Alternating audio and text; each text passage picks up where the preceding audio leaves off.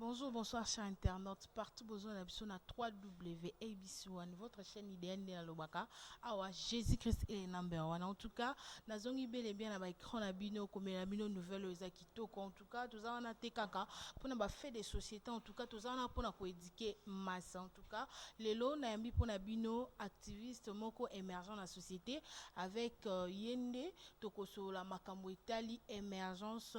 Il y a des jeunes Congolais. En tout cas, Nalikambo Italie émergence en général. Nayambie en tant que jeune, Oyo ba action na ye et bani pe mona inemi so batu yende ko expliquer biso en tout cas entre autres likambo Italie à Guinée la prise da Guinée na ba jeune congolais en tout cas et l'équidose na loba et l'équidose pourquoi jeune azo préféré amela na à Guinée na place akende koluka musala jeune a préféré amela à Guinée entre ke longela ba souci mboka eza na passe est-ce que eza manière à malamu ya kosala est-ce que ezali bien est-ce que et comme mayewapi olé azwatan à réfléchir et là on y a kosala lobby azuita na ya bomi yango na Guinée en tout cas to boy na bisoté à Guinée eza boisson moko traditionnel naturel au basali et pas ya ba peuple congolais en tout cas ba lobby consommons 100% congolais ezali masanga moko ya biso mais consommation nango lekindelo na yango to ambi pona bino monsieur Mike wazali cadre moko na société na yene to kosola sans plus tarder mon invité déjà sur ce plateau n'a pas si bonjour papa Mike. Bonjour madame. Voilà, papa Mike Oza, activiste vraiment, il y a émergence, il y a des jeunes, en tout cas, des jeunes en général. Tu as un bio vraiment pour éclaircir biso opinion, il y a phénomène isolé à Kinshasa, la prise, il y a à Guinée. En tout cas, aux hommes, on a un nini pour la cause, il a la mingité, on s'est présenté, voilà. Tozongi maman qu'on a maman et likambona biso phénomène wana et tout ça là on nini en tant qu'activiste, des jeunes na yo, population na yo, bazomi il a vraiment à Guinée en tant qu'émergent au monde Bon, moni phénomène wana agene eza disons elo moko boye oyo ekoti trop na jeunesse ya mboka na biso ba jeune ba se donner nango mwa mingi ozomona kande uto ekoloba wa ba jeune bazo préférer au lieu temps sous s'engager na elo moko boye musala to nini pour venir na ye tout ça mais au mona ekomi jeunesse c'est comme trop dans la rue. Et puis quand on parle de la rue directement on a bazana bagene bashimboki. Donc jeunesse a dévié un peu moins nzela nae. On prend un phénomène à gene on a premièrement na okaki oti koloba ke eza consommant congolais et produit ça na ba congolais bango moko mais est-ce que bato bazo salango wana bazwaka temps ya oyeba ba dose nango tout ça par rapport ya masanga mususu polo ba ipe ke eza peka masanga mais so totali bien on mona ke ezo détruit na ba jeune parce que ça fait rêver ba jeune bazo rêver ezo longola bango na rail disons peut-être mususu faga ça lelo moko boye mais on mona ke et na rêve makambo il fallait pas ça là komoni donc et longoli na nzela. Voilà, je rappelle monsieur Mike, Aza, un jeune émergent, en tout cas, la société émergent, la jeunesse congolaise, na yende, toujours sur la makambo Italie à Guinée. Papa, est-ce que vous partagez nabiso expérience ou mouké? Et là, on est sali que en tant que jeune, ou bi maman mouké, na milieu wana pena à son chaud en tant que jeune, au côté na makambo boya ko s'occuper à ko encadrer ba jeune, ya ko moi initiative wana bete biso mo lisolo mouké, lo nini et pousser vraiment au kanisa vraiment idée wana bien boy. Bon d'abord nazaki na souci à jeunesse. Hein, pour nga naza entrepreneur. Na souci à jeunesse, comment na jeunesse na biso à Congo za na nzela tout ça dans la rue. Mona kiango esala nga pasi. Esala nga pasi na landeli natali vi ba jeunes bazo mener parce que les jeunes sont dans la rue. Tu vois ça?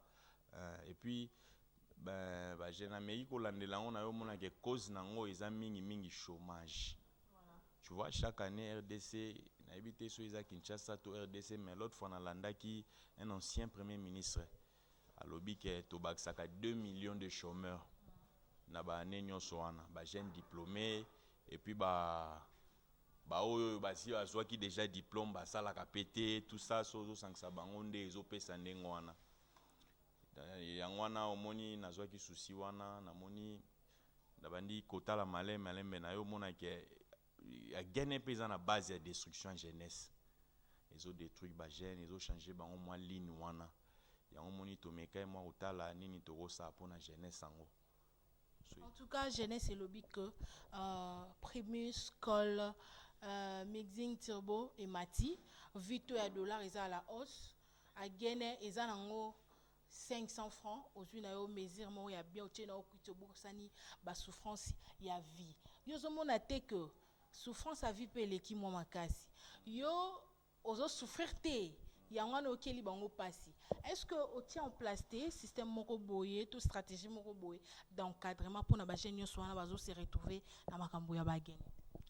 Bon, bien sûr, kobanda nanu na ndenge oti koloba ke ba jeune balobi ke Primus eza cher, topé ba boisson mususu wana eza cher, tout ça a gagné 500 francs ya pambara ya melina ye a komita musu na posa na ye, c'est bon bien, mais be fait nango parce que ba Primus wana ba bando melango lelo te, c'est depuis 1926 ne ba kati oti yozolo ba fait nango mais yo melaka ba champagne, ba vin blanc, ba vin nini, ils a rappelé dosage à likolo. Mais ba eza dosage à likolo mais eza connu yo moko mona ngonde oti koloba so te na bouteille yo mona ba cha ba dose eza prescrit mais na ba gene à la raté.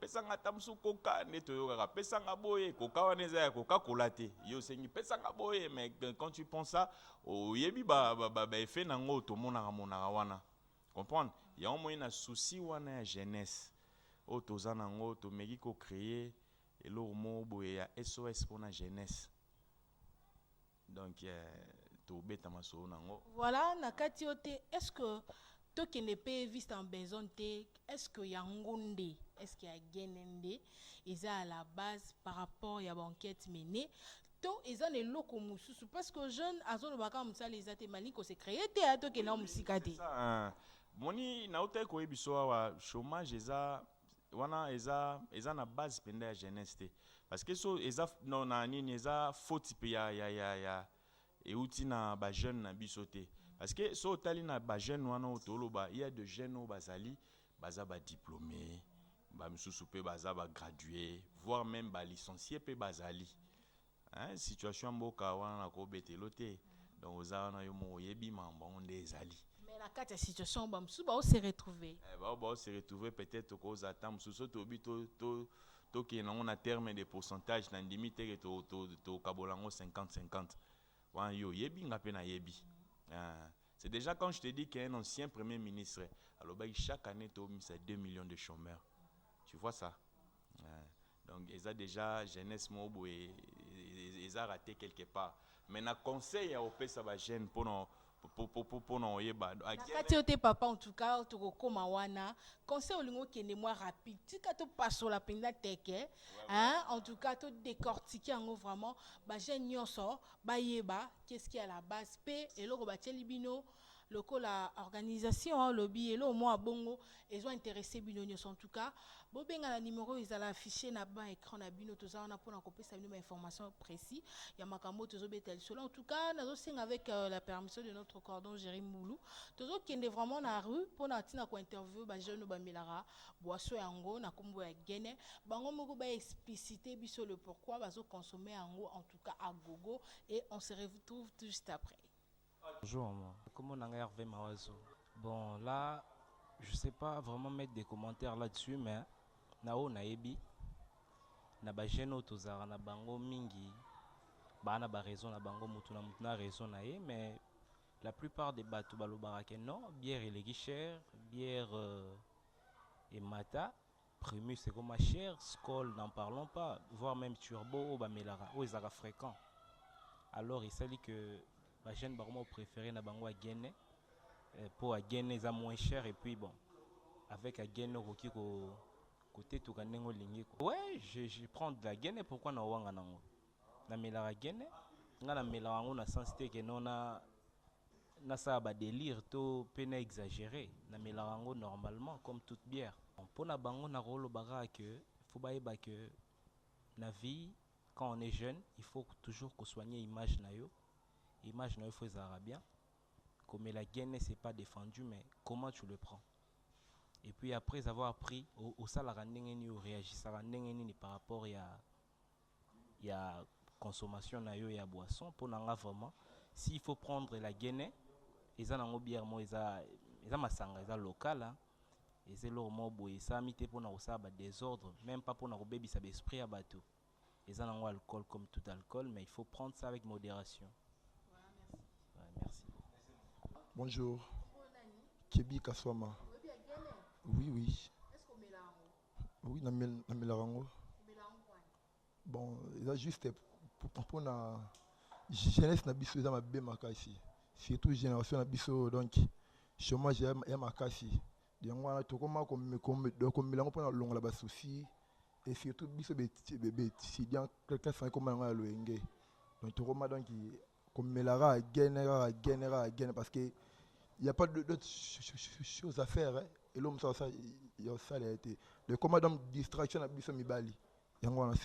C'est tout le monde. Tu es bête parce que biso mo to salon, ma sanga étranger to mélango et pourquoi pas y a biso mo to mélango. C'est normal. Consommons congolais. Merci. Bonjour messieurs. Oui, bonjour. Gilit Matumo la moi la veille. Oui, nato melongo tukwa siko ta bouteille wana na boaki na se. Ouais. Mais là on peut bière comme cher, de bière comme 1500, na place qui na somba 4 5 bière, so na meli de coca nga gene, donc tout pepele. Tout kitoko kutu wana kutu na loba kutu te pour la melarango. Melango zo kwa tezo envoyer bino zo pour mano temps au sala ya ko sala ezatin, ya ko sala ezati, so ya ko sala ezaki na mgi tongo na ke cop na nga retour ta musu na kozonga na koti métro. Loko arrête kozonga okobima ntongo bobimi mosala eza te yango ezo mabiso kaka na suka omela gene te ekokoma eza dia ya kobotama ata na eloko te epesaka liso apeti ya kolia donc bakoko bamelaka yango papa na biso moutu amelaka yango papa amelaka yango konzo makasi ya mosala ezotelema kitoko il y a eu donc ce qu'on a vu mon corps le roi massa n'a viré soit vu mon yabé t'as pas 3 heures du temps souka il y a makasi ya le baté béton bon nga sengi ba ba milango na ndenge mo ya bien le roi biso boé continuer au mela mais ba milango mela ngo après au comme ko finga papa na o finga maman na wande to pekisa bango mais ba bazo milango ti biso to melanga massa na to milango na me pas si fina bongo tongo. Mais c'est ça justement papa no mona tamsu papa wana na bana ne batanga ba classe azana na poto même do senti ka sa fandi des gens ne ba lo barabina no calé ba rang social nyonso wana ba melaka na bango ba nini ezaka ateke ndenge ba na otomona ba jeune frère ba otikolo ba ke ba père muso mikolo pe na bamboka ba melaka ngo na ba rang social nyonso eza so zo mona même matin na ba boisson locale ba boisson oyo peut dire ba brasserie o yebi ya mindele so tali au monde va comment à consommer avec modération tu vois donc ko mela tamsusu po eza cher to po eza boy mais il faut ko yeba nini o il faut na sala en tant que jeune so ça on s'est donné trop na ba via ba gene ba nini tout ça mais ce qu'on à venir en haut masolo on to betate en tout cas to beta ngo te 42 lobby en tout cas moi courage faut aller ata makamboleki zala wana tamuki o mele agene tamuki o concentré vie ça la vrai bien en tout cas papa Mike tozo solana yo entretien na biso gu oyo wapi hein mutu so za jeune azo se retrouver na situation oyo en tout cas chamato yoka ekozala kitoko makasi na likoloba na ba jeune nyonso papa ikele en tout cas o tché dispositif moko ya bien makasi pour na ba jeune nyonso bongo ba jeune kulu na oyo baza indépendant na ba volonté na bango pousser na bière wana na boisson wana babakisi susu na diamba ba olobeza bokoko hein makasa ya Congo to melango po isa la biso mo esprit mo likolo bongo ba jeune wana ba associé na diamba en tout cas donc bakomi kosala indépendamment volonté na bango améliore yango etinde na nzela kata mutu abotola parce que mboke ya pasi olobi na bango ni. Bon, pour un phénomène Kuluna, il y avait un certain moment, namonaki basakelo mo boye bapesi bango mbongo mpona ko disons restitution ya banini voilà banini babiloko na bango bautilisaka mpona kosalela bacrime tout ça mais namona on dirait aboutisaki vraiment te parce que idée base ya idée wana ezalaki mingi mpona baintérêt peut-être mosusu ya bamakambo boye oyo toyebi. Mais mpona ngai nandimi teke kuluna azosala kuluna mpo mboka eza pasi. Je ne pense pas. Eza mpona mboka eza pasi te. Eza toujours na rang ya makambo tozosolola awa chômage eza makasi. Omoni c'est ça. Soki ezali peut-être que na babiloko neti ba stade de martyr wana. Vous comprenez, ba créer peut-être un mosusu emploi moko boye batie ba jeune moko boye mpona kokata matiti, mpona kobongisa pelouse, mpona kobwaka ba mai na ba fleur, tout ça omona ke muna mutu na kwe na ye a se retrouver. Omoni et osa pe ke makambo wana est diminué. Yango moni na souci ya jeunesse en mboka oyo tomonaki que il faut vraiment to aider ba jeune. Ndi omoni to créer ki SOS wana. En tout cas, na souci à aider toujours les jeunes. Tobo ça n'a pas été que nazongela au moins muke na sima. Tomoni les jeunes wana obi chômage to eza tellement élevé, mais ba maman de ba sekura ka ba na bango ba bimisi ba mesa ba étalage ba tie ba ko otika mo fufu mo makala. Na image etambola ki vers bel et bien na ba réseaux sociaux tomona ki ndenge ba soda bazo bwaka ba fufu ba maman batu. Babwaki fufu mama wana mwana wana ndako alali nzala tandis que bino ba activiste bozolia ba soso ba shawarma kandi bolobaki tout à l'heure bozolia ozomona te ebota mo mute ya mabe maoboy mutuka anda osala ke abota baninga msu mute mabe omona ote bon mute mabe nandimi te ke uta pona ndengo wana parce que d'abord mutu po alia il faut mutu asala omoni yango po mutu alia amene mwa vimo boyo mutu to arevaka mututu ndenge mututu alingaka azala na vie na ye il faut musala. Mais ba maman na bango pe ba osala koteka na nzela ya musala. Eza musala disons. Maintenant sikoyo d'abord maman tango ozosala yo mo foza pe na base ya éducation ya mwana na yo. Kanga mwana so oza posa jeunesse ya mwana na yo ezala penza nde makambo esengaka nde toyebeli wana. Donc quelque part parent pe il faut bénéficier il faut aider mwana. Aider moi na éducation na ye pour que makambo ezala très bien eza ndengwana mais sikoyo eza na ndimite ke kimutema mabe outa penza neti na point mo ya ndengwana. Parlons service SOS à jeunesse. En tout cas, tout comme vraiment tendre na suka émission na biso SOS wana comment faire koluka ndenge nini. Bon na yebite yo nos amis placés balobi ke mikolo nkolo na ngambu na bino ba activiste toko ko sala ndenge nini pour to atteindre bino to eba vraiment en long et en large stratégie ngo bosala ngo ndeni pour na ba jeunes congolais. Bon stratégie pour na ba jeunes congolais tolobaki tozo aider jeunesse tozo créer ba emploi pour na ba jeunes tout ça bureau ezali en place makambo eza nyonso tout ba contact ba ozwa ba bilo nyonso tout to expliquer en long et en large moni eza na plateau boye to ko expliquer ma nyonso te parce que voilà so ça a besoin plus de claircissement de na lobaki tout à l'heure au bengi na numéro affiché à bas et écran na yo toza wana pona ko sala musala kitoko to ko pesa yo plus de précision en tout cas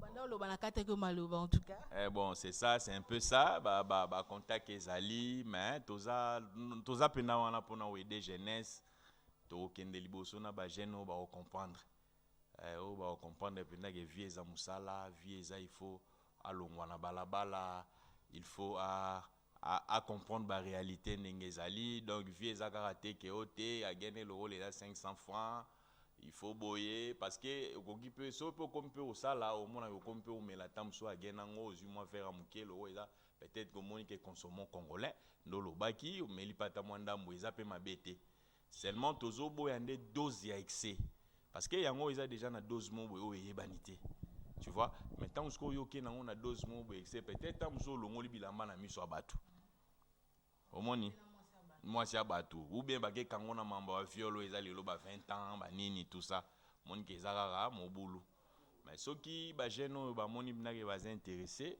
jeune moni ke fois ça la boulot il faut ake na nzela mo boyo lobi ba benga epe mutu lokola fortini donc ezaka ndengo wana il faut mi pesa nde na musala.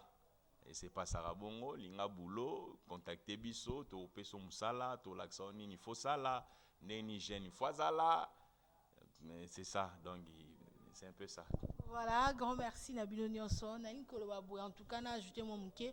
Omoni ba jeune aboye, eza facilité ba outi quelque part pour ko malilo. En tout cas yo za na wambo mwebele ozo gaspiller na makambo soki ndenge na ndenge bantu ya ko soutenir bango yo. Ba créer ba emploi, ba créer ba job. En tout cas moi libanga moko boye.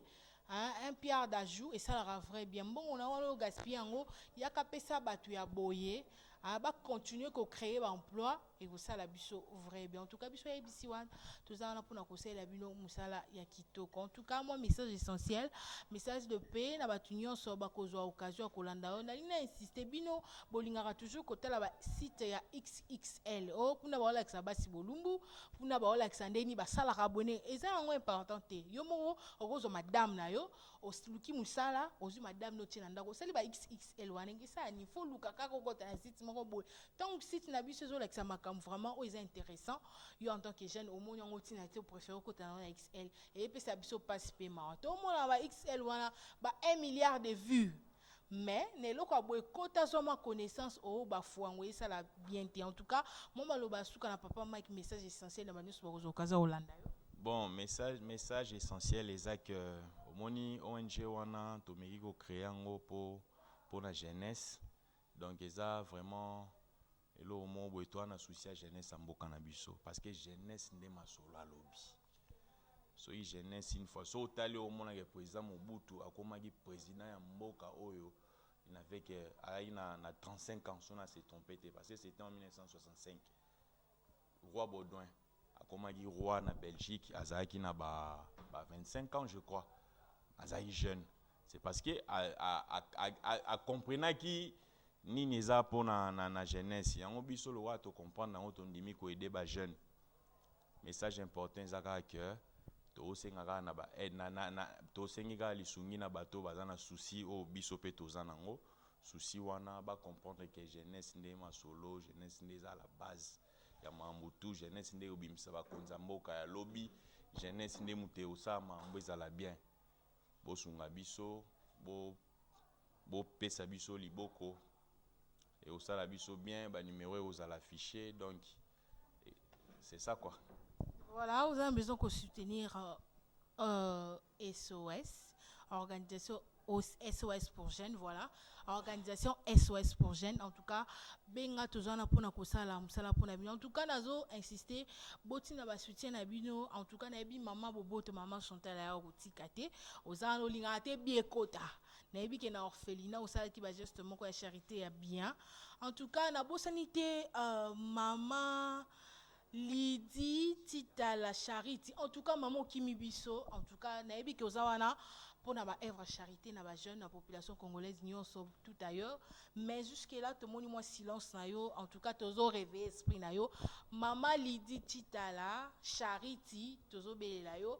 Tala entreprise yango ebimi pour na soutenir peuple congolais. Toza vraiment na besoin de soutien na yo. En tout cas, grand merci na biso Bolanda ki biso papa Mike. Na ebi ke famille za munene en tout cas.